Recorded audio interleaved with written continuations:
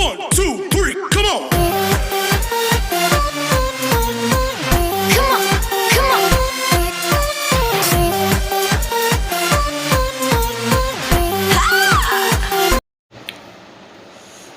Hello, very good evening to one and all those are watching my video. कैसे हैं आप सब? So the last topic that we have just finished, it was the chemical reactions of alcohols. In that we have done with the dehydration of alcohols to form what? To form acids and to form ethers. ठीक है, हमने ये सारी reactions हमने करी थी. तो अब हमारा जो एक्चुअली जो हमारा एल्कोहल का जो टॉपिक था that is completely finished. Now the questions are left.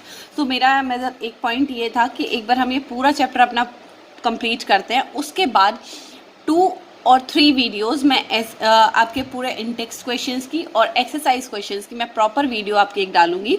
उसमें एक क्वेश्चन को मैं उसमें एक्सप्लेन करूंगी. कोशिश मेरी रहेगी कि मैं आपको उसमें पूरा का पूरा चैप्टर आपको कंप्लीट कर दूं. और एक थ्रू आउट एक वीडियो मैं डालूंगी, एक स्लॉट की वीडियो, जिसमें आपका पूरा चैप्टर आपका कवर हो जाएगा with a revision. So if you like my video then please do like, share and subscribe. Okay, so let's start with the next topic which is phenol. Alcohol के बारे में हमने सब कुछ पढ़ लिया. एल्कोहल्स क्या होते हैं, एल्कोहल की रिएक्शन क्या होती है, सॉल्युबिलिटी क्या होती है, melting point, boiling point we have done with this. हमने ग्रिग्नार्ड रिएजेंट के साथ रिएक्शन कराते हैं तो क्या होता है, ठीक है, एल्काइल हैलाइड के साथ कराते हैं तो क्या होता है, ये सब कुछ हम कर चुके हैं. So the next part is preparation of phenol. सबसे पहली बात क्या होती है, देखिए इसमें आपका क्या है, आपने जो चैप्टर आप अभी जो पढ़ रहे हैं right now, the chapter which you are doing, जो चैप्टर आप अभी कर रहे हैं उसमें सबसे बड़ी चीज़ क्या होती है कि जितना मैंने आपको ये बताया ना, जिसमें आपका मैकेनिज्म रिक्वायर है वो मैंने आपको बता दिया. जिसमें मैकेनिज्म की रिक्वायरमेंट नहीं है वो आपको नहीं करना. कि इन चैप्टर्स में से क्वेश्चन, मोस्ट ऑफ क्वेश्चन आपके इस तरीके से पूछे जाते हैं कि आपको रिएजेंट दिया होगा, रिएक्टेंट दिया होगा, आपसे प्रोडक्ट पूछ लिया, एरो के ऊपर क्वेश्चन मार्क लगा रखा होगा, या आपको दोनों चीज़ें दे रखी है, reactant is also given to you and product is also given to you. तो आपको क्या एरो के ऊपर आप मतलब किसकी प्रेजेंस में आप उस रिएक्शन को करते हो, तो वो सारी चीज़ें आपको ध्यान में रखनी है. जैसे कि मैंने आपको पहले भी बताया था, in overall organic chemistry of class 12th there are 30 to 35 reactions. अगर आप उनको एक बार आप रिपीट कर लेंगे, मैं आपको फ्लो चार्ट भी मैं आपको एक प्रोवाइड कराऊंगी, और उसमें आप अगर आप उनको कर लेते हैं ना तो आपके लिए बहुत ज़्यादा हेल्पफुल हो जाएगा. ठीक है, तो अब स्टार्ट करते हैं प्रिपरेशन ऑफ फिनॉल्स. तो सबसे पहली बात कि हम फिनॉल को प्रिपेयर कैसे करते हैं, उसके लिए आपको पहले ही पता होना चाहिए कि फिनॉल की रिप्रेजेंटेशन आप कैसे करते हैं. तो आपको पता है फिनॉल का मतलब क्या होता है कि एक बेंजीन रिंग के ऊपर आपका जो OH ग्रुप लगा होता है उसको आप क्या बोलते हैं, उसको हम फिनॉल बोलते हैं. ठीक है, अच्छा हम इसको किस किस तरीके से प्रिपेयर कर सकते हैं बस आपको पता होना चाहिए. देखिए सबसे पहले जो प्रिपरेशन मेथड होता है वो होता है आपका, सपोज करो आपको कोई क्वेश्चन दिया हुआ है एंड इन दैट क्वेश्चन उसमें क्लोरोबेंजीन लगाया हुआ है. ठीक है, क्लोरोबेंजीन है, रिएक्शन किसकी प्रेजेंस में हो रही है, डाइल्यूट NaOH की प्रेजेंस में, मतलब बेस की प्रेजेंस में हो रही है. And what is the temperature and pressure, 623 kelvin temperature and 300 atmospheric pressure. तो अब आपको ये पता होना चाहिए ये जो बेस है, अगर आप इस बेस को डिसोसिएट करते हैं, अगर आप इस बेस को तोड़ते हो, then what you will be getting, you will be getting Na+ and OH-, ये आपको मिलता है. ठीक है, अब लेकिन यहाँ पर हुआ क्या, यहाँ पर क्लीवेज किसका हुआ है, यहाँ पर क्लीवेज हुआ है OH की बॉन्ड का. तो OH की बॉन्ड का क्लीवेज होने का मीनिंग क्या होता है, यहाँ पर आपका Na+, O- आपका अलग हो जाएगा और आपका H+ का आयन आपका अलग निकल जाएगा. तो आपको कुछ इस तरीके का यहाँ पर कंपाउंड मिलेगा. तो अब देखिए जब हमने डाइल्यूट NaOH की प्रेजेंस में रिएक्शन कराई, मतलब आपने बेस की प्रेजेंस में रिएक्शन कराया, तो यहाँ पे OH बॉन्ड का क्लीवेज, जैसे हमने अल्कोहल में किया था ना कि क्लीवेज ऑफ OH बॉन्ड होता है, एक में था क्लीवेज ऑफ CO बॉन्ड और एक में था क्लीवेज ऑफ OH बॉन्ड. तो उसमें आपको आपने देखा था कि जब हमने मेटल के साथ एल्काइल अल्कोहल की रिएक्शन कराई थी तो आपको RONA मिला था. इन द सेम केस यहाँ पर भी आपको वही चीज़ मिलनी है, बट द थिंग इज उसमें आपकी एक एलिफेटिक रिंग थी और इसमें आपकी एक एरोमेटिक रिंग है. दिस इज एरोमेटिक कंपाउंड, मतलब एक आपका कार्बन का कंपाउंड है, एराइल कंपाउंड है, O- और Na+ आपका बन गया. अब जब फर्दर आप इसका क्या कराएंगे, आप H+ इसमें ऐड करेंगे, then what you will be getting, alcohol, मतलब phenol compound you will be getting and NaCl will be released out. या आप यहाँ पर ये लिख सकते हैं, अगर नहीं समझ में आता तो आप यहाँ HCl की प्रेजेंस में रिएक्शन करा दो. ठीक है। HCl की प्रेजेंस में आप रिएक्शन कराओगे तो होगा क्या यहाँ पर H पॉजिटिव और Cl नेगेटिव बनेगा। अब आपको पता है हमें तो फिनॉल बनाना था, so this H will be goes to this oxygen and this Na will be goes to this chlorine, so NaCl will be released out. ठीक है। अच्छा, नेक्स्ट रिएक्शन आपकी क्या होती है, देखो अब हमें क्या कराना है, अब हमें बेंजीन डाइजोनियम क्लोराइड से हमें प्रिपेयर करना है। ठीक है, हमें प्रिपेयर कर क्या करना है, हमें फिनॉल को प्रिपेयर करना है। करना किससे है, बेंजीन डाइजोनियम क्लोराइड से। तो आप एक चीज़ देखो, सबसे पहली बात बेंजीन डाइजोनियम क्लोराइड का फॉर्मूला क्या होता है, दिस इज N2Cl होता है, हमें पता है N2Cl। मैं इसको लिख दूँ, इसको मैं N ट्रिपल बॉन्ड NCl करके लिख दूँ, तो N ट्रिपल बॉन्ड NCl करके भी लिख सकती हूँ मैं यहाँ पर इसे। तो यहाँ पे बेटा ये क्या है, ये आपका बेंजीन डाइजोनियम क्लोराइड है। अब हमें बनाना क्या है, we want this OH group, not this part. तो हम क्या करेंगे, हम फिर दोबारा से वाटर की प्रेजेंस में, मतलब इसका आप क्या कर रहे हैं, आप इसकी हाइड्रेशन आपके प्रोसेस आप यहाँ पर करेंगे और इतने टेम्परेचर पर आप रिएक्शन को करेंगे तो आपको क्या मिलेगा, हाइड्रोलिसिस जब आप इसकी करेंगे तो H+ और OH- बनेगा। यहाँ से OH का मॉलिक्यूल आपका इधर चला जाएगा और N2 और HCl आपका रिलीज हो जाएगा। ठीक है। अच्छा, नेक्स्ट क्या है कि अगर आपको बेंजीन से रिएक्शन करानी है तो सिंपल सी चीज़ है, इसको आप क्या बोलते हो, इसको आप सल्फोनेशन बोलते हो। बहुत ध्यान से देखना, जब आप H2SO4 के साथ रिएक्शन करा रहे हो बेंजीन की, that means you are doing sulphonation. तो या तो वो आपको किस तरीके से देता है, ऑर्थो भी दे सकता है, पैरा भी दे सकता है, मेटा भी दे सकता है, लेकिन हमें कॉमन कर रहे हैं तो H2SO4 का मतलब है आपको SO3H मिल गया। अब सल्फोनाइड कंपाउंड आपको मिला, लेकिन हमें तो OH चाहिए था। फिर दोबारा से आपने किसके साथ रिएक्शन कराई, NaOH के साथ। तो जब आप NaOH के साथ रिएक्शन कराएंगे, अब एक चीज़ सोचो, यहाँ पे क्या है आपका SO3H, यहाँ क्या है आपका NaOH, लेकिन हमें तो ये चाहिए ही नहीं। तो सबसे पहले आपको क्या करना पड़ेगा, आपको यहाँ से एक वाटर का मॉलिक्यूल आप यहाँ से रिलीज करेंगे, और जैसे ये वाटर का मॉलिक्यूल रिलीज करेंगे, ये वाला जो आपका सोडियम मेटल है ये SO3 के साथ बॉन्ड बनाएगा। SO3 के साथ इसकी बॉन्ड बन गई।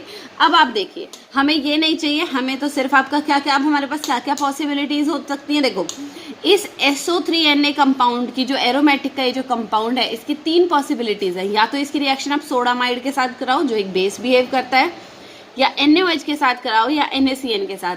अगर आपने इसकी रिएक्शन NaCN के साथ करा दी तो साइनाइड बन जाएगा आपका। ठीक है, साइनाइड कंपाउंड आपको मिलेगा। अगर आपने इसकी रिएक्शन NaOH के साथ करा दी तो आपको फिनॉल मिलेगा। अगर आपने इसकी रिएक्शन सोडामाइड के साथ करा दी तो आपको क्या मिलता है, तो आपको एनिलीन मिलता है। तो आपको क्या मिलता है, एनिलीन मिलता है। बस आपको इन चीज़ों का ध्यान रखना है कि आप कौन सा रिएजेंट आप यूज़ करें और किस रिएजेंट की प्रेजेंस में आपका क्या कंपाउंड बनेगा। थोड़ा सा इन चीज़ों को ध्यान रखने की ज़रूरत है। ठीक है। अच्छा, एक देखो यहाँ पर एक होता है cumene phenol process. Cumene phenol process का मतलब क्या है, देखो आपके पास एक बेंजीन है, उस बेंजीन की रिएक्शन आप किसकी प्रेजेंस में करा रहे हो, एक एल्कीन के साथ करा रहे हो, और किसके साथ, H3PO4 की प्रेजेंस में आप इसकी रिएक्शन करा रहे हो। ठीक है। अब देखो, जब आपको पता है कि एरो के ऊपर आपको ये कंपाउंड दिया हुआ है तो कहीं ना कहीं इस कंपाउंड का यूज ऑब्वियसली होगा ही होगा। तो आप एक चीज़ सोचो, जैसे ही बेंजीन के साथ ये वाला कंपाउंड इसकी प्रेजेंस में रिएक्ट करेगा तो ये क्या बनाएगा, तो ये आपको क्यूमीन देगा। तो ये आपको क्या देगा, क्यूमीन देगा। क्यूमीन का क्या मतलब होता है, जब बेंजीन रिंग के पास, ठीक है, बेंजीन रिंग के पास ये कार्बन कार्बन क्या थे, डबल बॉन्ड कार्बन थे। इस नेक्स्ट वाले कार्बन पर आपके क्या लगे हुए हैं, एल्काइल ग्रुप लगे हुए हैं, 2 एल्काइल ग्रुप लगे हुए हैं। तो इसको हम क्या बोलते हैं, इसको हम क्यूमीन बोलेंगे। ठीक है। अब देखो यहाँ पर, लेकिन हमें ये तो चाहिए ही नहीं था, हमें क्या चाहिए था, हमें तो फिनॉल चाहिए था। तो जब आपका ये कंपाउंड यहाँ आपको मिल गया, चाहे आप इसको इस तरीके से लिखो, चाहे आप इसको CH3 करके लिखो, डिपेंड्स ऑन यू। अब आप इसका क्या करा देंगे, ऑक्सीडेशन कराएंगे।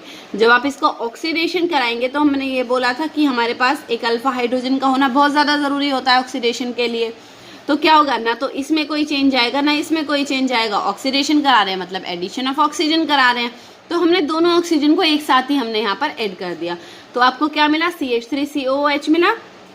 अब लाइट की प्रेजेंस में आप इसकी रिएक्शन करा दो तो आपको क्या मिल जाएगा, एक तो आपको फिनॉल की प्रेजेंस मिल जाएगी और एक आपका CH3COOH आपका रिलीज हो जाएगा। बस इस चीज़ को आपको यहाँ पर ध्यान में रखना है। ठीक है। अच्छा, प्रॉपर्टीज़ क्या होती हैं, सबसे देखो बहुत इंपॉर्टेंट प्रॉपर्टीज़ अब आपकी चलने वाली है। फिजिकल प्रॉपर्टीज़ आपकी फिनॉल की क्या होती हैं। इसमें जो क्वेश्चंस आते हैं ना, वो क्वेश्चन आपके किस बेस पर आते हैं, एसिडिक नेचर आपसे पूछ लिया जाएगा और आपको इंक्रीजिंग डिक्रीजिंग ऑर्डर से आप क्वेश्चन आपको दे दिया जाता है। तो बस सिंपल सी चीज़ आपको ध्यान में रखनी है, जो फिनॉल्स होते हैं ना वो ज़्यादा एसिडिक नेचर के होते हैं as compare to alcohol. Alcohol को हम वीकली एसिडिक बोलते हैं, लेकिन अगर आपसे कोई फिनॉल के बारे में पूछ रहा है तो फिनॉल आपके ज़्यादा एसिडिक होते हैं as compare to normal alcohols. Reason क्या होता है? क्योंकि एल्कोहल के अंदर कोई भी रेजोनेटिंग स्ट्रक्चर पॉसिबल नहीं होता, लेकिन फिनॉल के अंदर क्या बनता है? फिनॉक्साइड आयन की फॉर्मेशन होती है। ठीक है, तो फिनॉक्साइड आयन जो होता है, हम यहाँ पे क्या बोलेंगे कि यहाँ पे डबल बॉन्ड, पहली बात तो यहाँ पर sp2 बॉन्ड कैरेक्टर होता है, sp2 हाइब्रिडाइजेशन होती है जिसकी वजह से डबल बॉन्ड कैरेक्टर होता है, और उसी की वजह से होता क्या है? रेजोनेटिंग स्ट्रक्चर्स पॉसिबल होते हैं।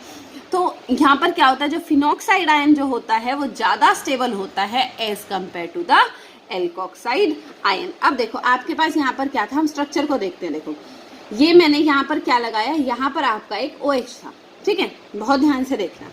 अब मैंने इस OH की बॉन्ड को क्लीव किया तो H यहाँ से निकल गया। जब H यहाँ से निकला, आप एक ही चीज़ सोचो, ये आपका ग्रुप दिया हुआ है, ये आपका फिनॉल है और H की क्लीवेज हमने कराई तो ऑक्सीजन ने ये इलेक्ट्रॉन लिया, ऑक्सीजन ने क्या चार्ज कैरी कर लिया?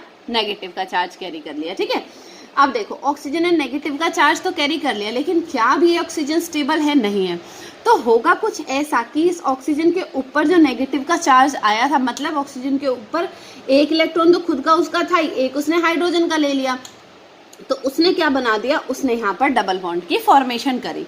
अब आप एक चीज़ सोचो कि जब यहाँ पर डबल बॉन्ड बनेगी तो ये तो 5 बॉन्ड रह जाएंगे, तो जैसे ही ये डबल बॉन्ड बनेगी वैसे ही ये बॉन्ड आपकी क्या हो जाएगी? शिफ्ट कर जाएगी, और जैसे ही आपकी बॉन्ड शिफ्ट करेगी यहाँ पर आपका क्या आ जाएगा? चार्ज आ जाएगा। अब एक चीज़ सोचो, देखो यहाँ पर क्या हुआ? डबल बॉन्ड बनी तो ये वाली बॉन्ड टूटेगी, यहाँ पर आपका नेगेटिव का चार्ज लग गया। ठीक है, अब जब ये बॉन्ड चार्ज आपका इधर शिफ्ट होगा तो बॉन्ड यहाँ शिफ्ट होगी, तो आपका कुछ स्ट्रक्चर्स, आपकी पॉसिबिलिटीज़, आपकी ये पॉसिबिलिटीज़ बनती हैं। तो हम क्या बोलते हैं, जो लोन पेयर ऑफ इलेक्ट्रॉन जो प्रेजेंट था ना ऑक्सीजन के पास, मतलब कि जैसे ही O और H के बीच की बॉन्ड टूटी थी, due to the more electronegativity of oxygen, इस ऑक्सीजन ने हाइड्रोजन का भी इलेक्ट्रॉन अपनी तरफ खींच लिया। तो एक इलेक्ट्रॉन तो ऑक्सीजन का था जो बॉन्ड बनाने में यूज हो रहा था, एक हाइड्रोजन वाला, तो टोटल मिला के लोन पेयर कितने हुए? 2। अब ये जो दोनों लोन पेयर थे ये ऑक्सीजन के ऊपर थे, जिसकी वजह से क्या हुआ? बॉन्ड फॉर्मेशन हुई। तो lone pair of electron on oxygen participate into the resonance with benzene ring and the oxygen acquires a small positive charge। तो इसकी वजह से ऑक्सीजन ने क्या कैरी कर लिया? स्मॉल पॉजिटिव चार्ज, क्योंकि उसका इलेक्ट्रॉन उसके पास से ले लिया और उसको बॉन्ड बना दिया, तो ऑक्सीजन ने कैरी कर लिया पॉजिटिव का चार्ज। और यहाँ पर आपकी जो इलेक्ट्रॉन डेंसिटी जो होगी OH की, वो आपकी क्या हो जाएगी? वो आपकी शिफ्ट हो जाती है towards the oxygen and decrease around H positive, so it can be easily removed. तो आपके पास ये पॉसिबल रेजोनेटिंग स्ट्रक्चर्स आपके कुछ इस तरीके से फॉर्म होते हैं। ठीक है, देख लो यहाँ पर आपको बॉन्ड दी हुई है, हमें पता है ऑक्सीजन के पास 2 lone pair of electron present होते हैं जब उसके पास हाइड्रोक्सिल ग्रुप प्रेजेंट था। ठीक है, अब जैसे ही यहाँ पर क्या हुआ, जैसे ही एक लोन पेयर आपका यहाँ आया तो इस ऑक्सीजन के ऊपर आ गया पॉजिटिव का साइन और बॉन्ड बन गई। जब यहाँ पॉजिटिव का साइन आया तो 5 बॉन्ड कभी भी एक साथ रह नहीं सकती, तो बॉन्ड की शिफ्टिंग हो जाएगी। जब बॉन्ड शिफ्टिंग होगी तो माइनस चार्ज यहाँ आ जाएगा। इस तरीके से बॉन्ड शिफ्ट होकर के आपको एक फिनॉल का रेजोनेटिंग स्ट्रक्चर मिलता है। तो इसका रीज़न क्या है कि जो प्रेजेंस होती है पॉजिटिव चार्ज की ऑक्सीजन के ऊपर, वो क्या करता है? वो इन हाइड्रोजन्स को रिपेल करता है, मतलब अपने पास से दूर हटाने की कोशिश करता है।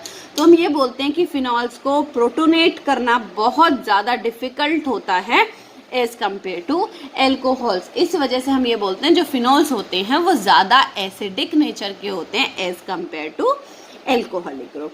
ठीक है, बस इतनी चीज़ को आपको ध्यान में रखना है। तो presence of electron withdrawing group, electron withdrawing group देखो NO2 ग्रुप होता है, इलेक्ट्रॉन विदड्रॉइंग ग्रुप होता है। तो क्या होता है presence of electron withdrawing group की वजह से? ये वो क्या करते हैं, जो इलेक्ट्रॉन विदड्रॉइंग ग्रुप जो होते हैं वो एसिडिक स्ट्रेंथ को बढ़ा देते हैं, इंक्रीज कर देते हैं from all the positions, but NO2 group exerts -R effect only when NO2 group present at ortho and para position। अब आपसे देखो यहाँ क्वेश्चन दिया हुआ है कुछ, OH NO2 आपको दिया हुआ है, मेटा नाइट्रोफिनॉल है, बहुत ध्यान से देखना, ये इलेक्ट्रॉन विदड्रॉइंग ग्रुप है, मेटा पोजीशन पर है। ठीक है, दिस इज मेटानाइट्रोफिनॉल। आपसे ये बोला कि जो मेटानाइट्रोफिनॉल है वो एक वीकर एसिड है देन ऑर्थोनाइट्रोफिनॉल एंड पैरानाइट्रोफिनॉल। ठीक है, तो आप इसका क्या रीजन देंगे बताइए। क्योंकि due to minus R effect आपको कुछ नहीं करना है, क्योंकि ऑर्थो पैरा पर क्या होता है, जो आपकी एक ऑल्टरनेशन होती है वो बनी रहती है, और पैरा जो स्ट्रक्चर होता है वो एग्जैक्टली क्रिस्टल लैटिस के अंदर एग्जैक्टली फिट हो जाता है। ठीक है, और मेटा पोजीशन जो होती है वो आपका वीकर एसिडिक कैरेक्टर को शो करती है as compare to ortho and para position. तो आपको ये भी बता सकते हो, और दूसरा आप यहाँ पर क्या बता सकते हो, in case of ortho and para intermolecular hydrogen bonding is more strong than meta position. तो इन सारी चीज़ों को आप यहाँ पर बोल सकते हैं।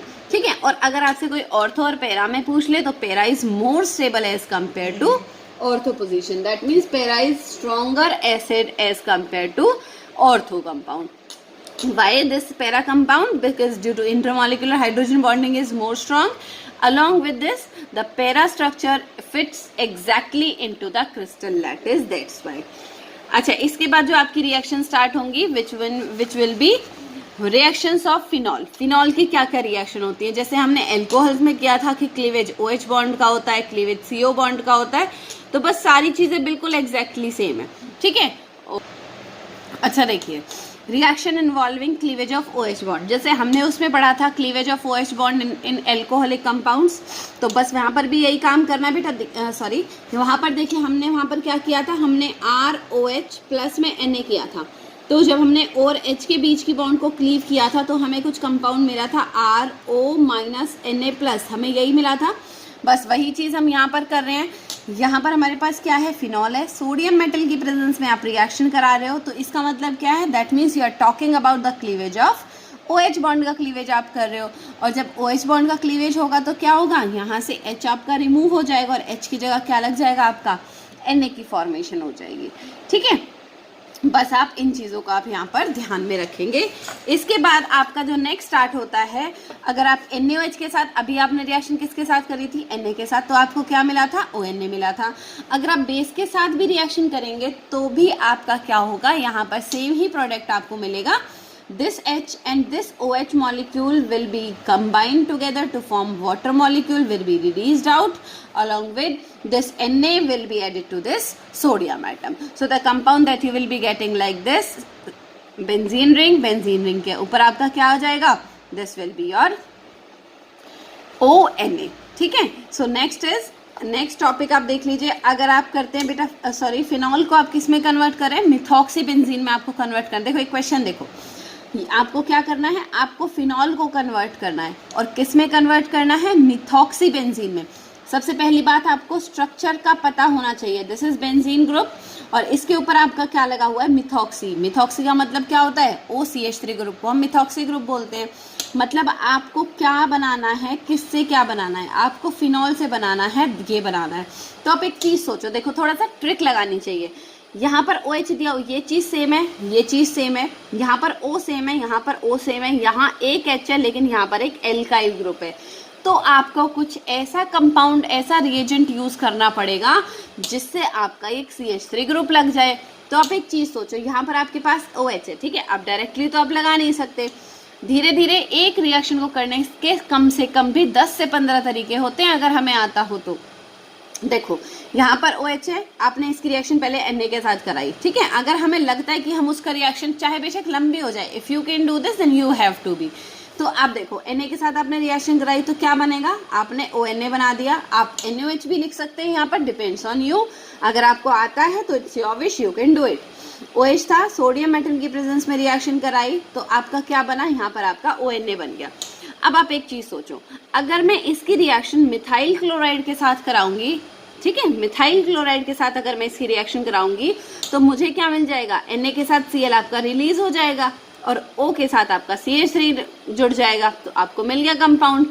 अगर एसिटिक एनहाइड्राइड के साथ बात करते हैं हम, देखो आपके पास फिनॉल है, फिनॉल की रिएक्शन हम किसके साथ करें, एसिटिक एनहाइड्राइड के साथ।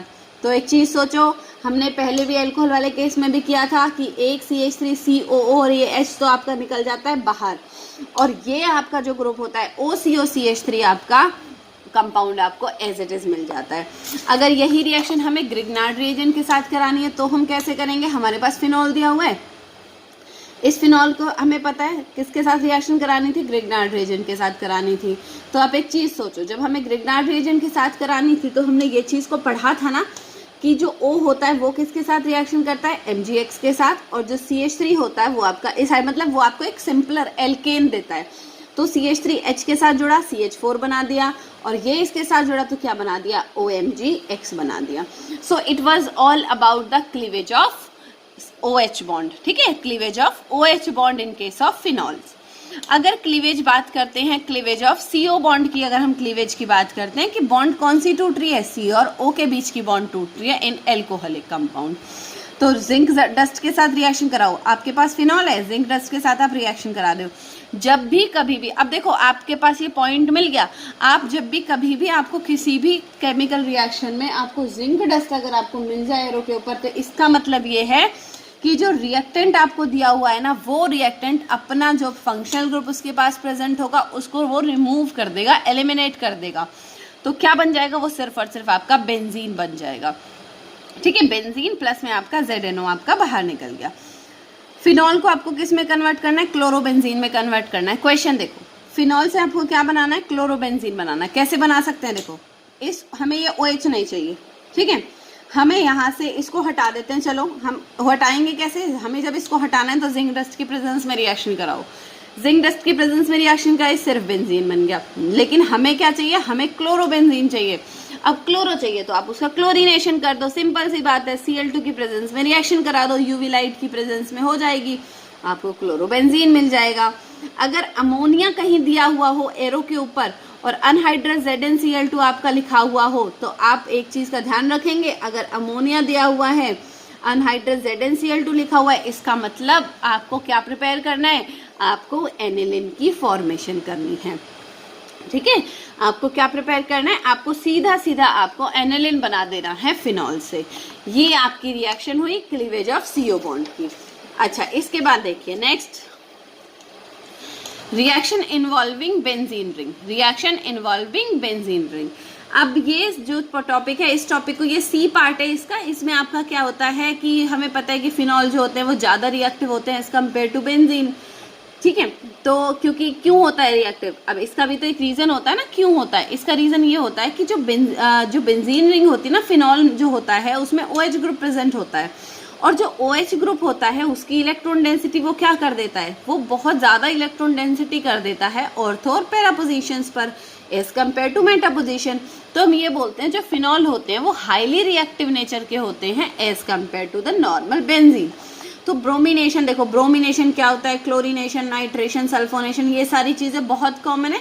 ब्रोमिनेशन का मतलब क्या था कि आपको ब्रोमीन के मॉलिक्यूल को ऐड करना है तो रिप्लेस कुछ भी नहीं होगा, OH एज इट इज रहेगा, ब्रोमीन ऐड करना है तो ऑर्थो मेटा पैरा आप कुछ भी बना सकते हो। आपसे ऑर्थो पूछा है एक ब्रोमीन लगाओ, मेटा पूछा है एक ब्रोमीन लगाओ, पैरा पूछा है तो एक ब्रोमीन लगा दो, ठीक है। बस इतनी चीज़ें आपको यहाँ पर ध्यान देनी है। लेकिन एक चीज़ देखना, आप अगर Br2 यहाँ एक्वस की फॉर्म में लिखा हुआ है तो आप तीनों को बनाओगे, तीनों को एक साथ 2,4,6 ट्राइब्रोमोफिनॉल।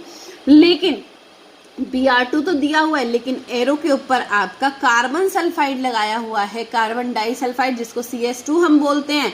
तो इन CS2 medium phenols gives only mono product, इधर ऑर्थो और पैरा। ये चीज़ बहुत ज़्यादा ज़रूरी है, ये चीज़ बहुत ज़्यादा ज़रूरी है। दोबारा बता रही हूँ, अगर सिर्फ ब्रोमीन लगा होता, एक्वस लिखा होता, तो आप तीनों को एक साथ बना के दिखा सकते हो।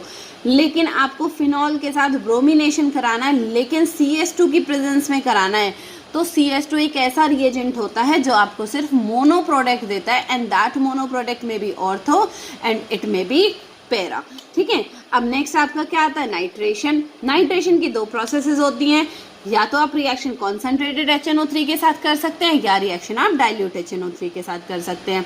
कॉन्सेंट्रेटेड के साथ करेंगे तो आपको 2,4,6 ट्राइनाइट्रोफिनॉल एक साथ मिल जाएगा, मतलब जिसको आप पिक्रिक एसिड बोलते हो। लेकिन अगर आप डाइल्यूट के साथ करेंगे तो या तो वो आपको ऑर्थो देगा या फिर वो आपको पैरा पोजीशन देता है। इन चीज़ों का आपको ध्यान में रखना है, ठीक है। अच्छा, ये क्वेश्चन पूछ लिया जाता है कि जो ऑर्थो नाइट्रोफिनॉल होता है वो इमिसिबल होता है वाटर के अंदर, तो आप इसमें क्या रीज़न देंगे? यहाँ पर क्या पॉइंट लगाएंगे? आपको ये बताना होगा कि ऑर्थोनाइट्रोफिनॉल जो होते हैं वो इमिसिबल होते हैं वाटर में, इनका लो बॉइलिंग पॉइंट होता है, एसिडिक नेचर इनका लो होता है। पैरा के कंपैरिजन में मैं आपको बता रही हूँ, जो ऑर्थोनाइट्रोफिनॉल है immiscible in water, having low boiling point, then paranitrophenol having low acidic nature, then paranitrophenol. और सबका रीजन एक ही होगा, due to the presence of intermolecular hydrogen bonding. और आप क्या बताओगे, जो पैरा स्ट्रक्चर जो होते हैं दे fit exactly into the crystal lattice में, वो एग्जैक्टली फिल हो जाते हैं। इस वजह से जो पैरा का जो स्ट्रक्चर होता है वो ज़्यादा स्टेबल, ज़्यादा रिएक्टिव होता है as compare to ortho structure. ठीक है, अच्छा इसके बाद आपकी कुछ नेम इम्पॉर्टेंट रिएक्शंस हैं। वो इम्पॉर्टेंट रिएक्शंस मैं आज नहीं, उन इम्पॉर्टेंट रिएक्शंस को मैं आपके कल ख़त्म कराऊंगी। जैसे कि राइमर टाइमन रिएक्शन क्या होती है, कॉल बेस कैडमिक रिएक्शन क्या होती है, ये कुछ रिएक्शंस हैं, ज़्यादा नहीं है। विलियमसन सिंथेसिस क्या होती है, ठीक है, डी नेचर्ड एल्कोहल किसको हम बोलते हैं। तो ये कुछ इंपॉर्टेंट रिएक्शंस हैं। इनको करने के बाद हम लोग क्या करेंगे, हम एक्सरसाइज करेंगे एनसीईआरटी की इन-टेक्स्ट क्वेश्चंस और back exercise, and in that I will try to finish और complete the chapter within 2 or 3 days मोर। ठीक है, so if you like the video then please do like, share and subscribe. और जितना मैंने आपको कराया है it is enough for you to get full marks in chemistry. लेकिन बस बशर्ते कि आप जितना भी आपको नोट्स मैंने प्रोवाइड कराए हैं, इवन जितना मैंने आपको नोट्स मैंने दिखाया है, ठीक है, आप अगर उनको ईमानदारी से अगर आप कर लेंगे तो डेफिनेटली इस बात की श्योरिटी मैं आपको देती हूँ कि 100% मार्क्स आप अचीव करेंगे केमिस्ट्री में। So guys, if you like my video then please do like, share and subscribe. Bye bye, have a nice day. So stay tune for the next video. Bye bye.